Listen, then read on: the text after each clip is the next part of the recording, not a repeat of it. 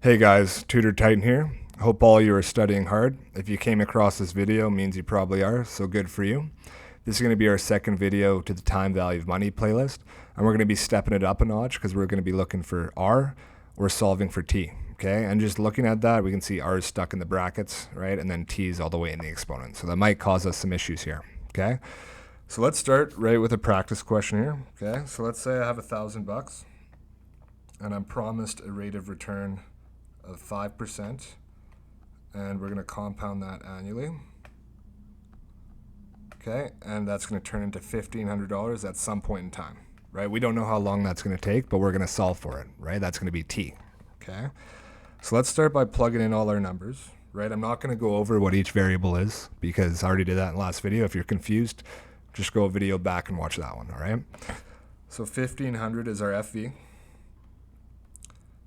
Our PV is 1,000. And then our R is 0.05 as a decimal. And then N is just going to be 1, right? Because we're compounded annually. We don't know T. And then we got 1 again for N, right? And I'm just going to erase those because we know that when you divide anything by 1 or times, it's the same number. So kind of useless for us. Let's just erase that. Okay. Now our first step here is we actually want to now isolate the brackets. Okay. So we can see there that we can get rid of the 1,000 on that side, right? So let's cancel that out by dividing it there. And then what you do to one side, you do to the other. So we get 1.5 equals, and then we can also simplify this bracket now. We get 1.05 to the power of T, okay? And now we're getting a little bit closer to isolating for T, but it's still stuck in the exponent, okay? So the way you guys will learn this in grade 12, the way around this is actually to use logarithms. Okay, so we're going to log both sides.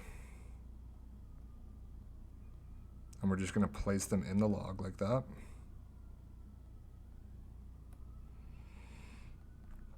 Okay, and then there's a log rule that you guys learn as well. Okay, and this one's going to be one of the most important for just solving some algebra questions. You guys will have a lot of those. And that's going to be, say we have log x to the a, right? That's actually equivalent as writing a times log x, right? And this is probably going to be on your guys' formula sheet, but you should be able to remember this, right? And if you guys don't believe that these are equal to each other, just test it with actual numbers, okay? But this is one of the most standard log rules we know, right? So what we're going to do next is we're going to drop the t in the front, right?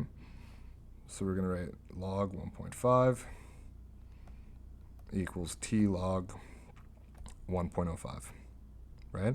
And now all we have to do to isolate t is divide by log 1.05, cancel that out.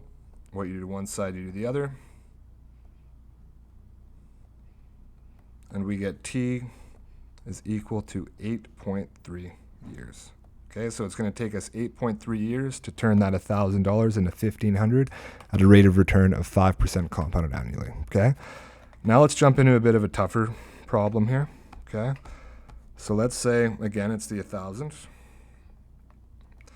but instead we're going to still have 5% rate of return, but it's going to be compounded quarterly. Okay. And again, it's going to turn into 1,500, and we want to figure out how long it's going to do to turn into that. Okay, so let's plug in all our numbers again.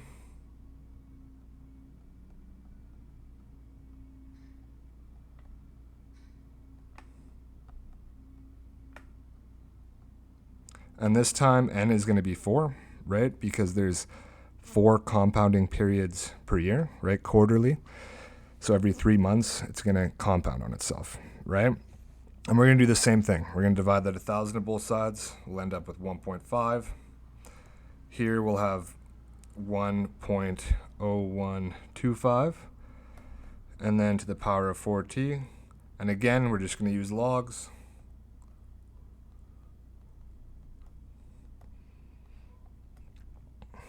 Just got to write this all out here. And then again, using our log rules, we can drop this exponent to the front.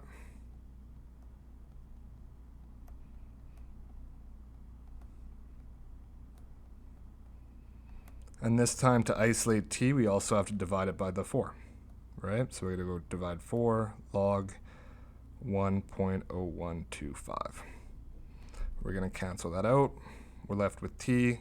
We'll do this to the other side.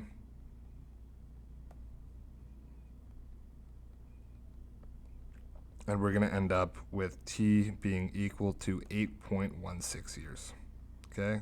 And we can see that this one was a little bit faster than the last one, right? And that's just because they're compounding, period.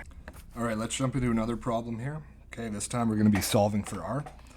Let's just say, again, I invest $1,000, and it's going to turn into $2,000 after 10 years. And I want to know what rate of return is going to get me there, right? And in this case, let's just assume it's compounded annually just for simplification purposes, okay? And first step, just plug everything into their designated variables, right? So 2,000 is our FV. PV was 1,000. We don't know R, but we have T, and that's 10, right? So that's our first step. And again, the next thing to do is to isolate the brackets, right? So let's clear out that 1,000.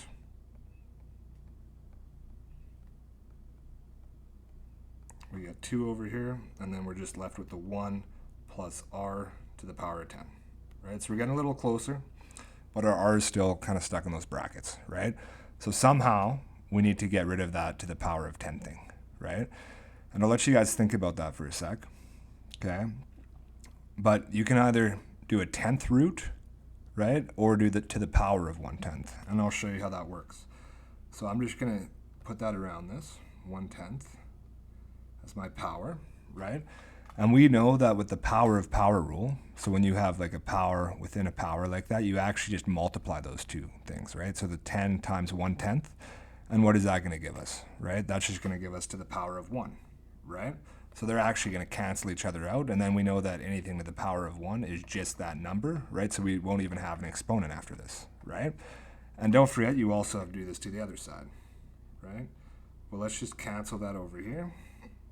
And 2 to the 1/10 is 1.07177, and then we just have 1 plus r here now, right?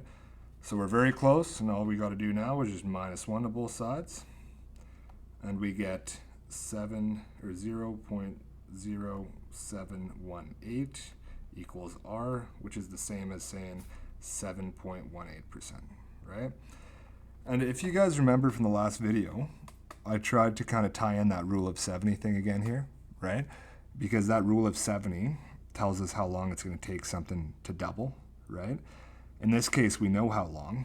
We just don't know R, right? So if I switch out my interest rate and my time for the rule of 70 and just put the 10 as my denominator, I'm going to get 70 divided 10, which is just 7, right? So again, the rule of 70 is kind of cool because it gives us a good guess of what the answer is going to be, right? But it's not exact, right? It's never going to give us those decimals, right? We like those decimals. We always want to be exact in math. So that's my video for today on the time value of money. I hope I was able to help you guys out. And if you guys have any specific questions that you really need help with, don't be afraid to leave a comment, and maybe I'll post a video about it, okay? Thanks guys for watching, and please subscribe. Bye-bye.